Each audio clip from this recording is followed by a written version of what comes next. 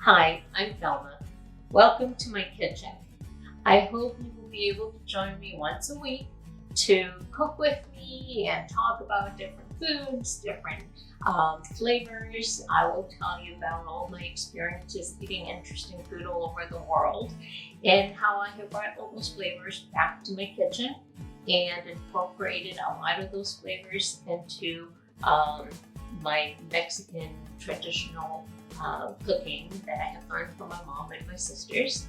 And somehow we always end up with delicious food that is surprisingly different from anything that you can find at a restaurant around here or in different places of the world. So it's just my cooking, my way of preparing food for the people that I love, my friends, my family, and I'm hoping to inspire you to do the same.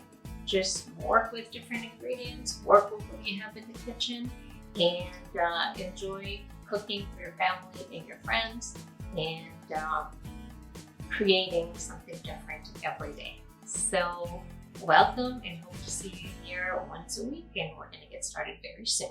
Thanks.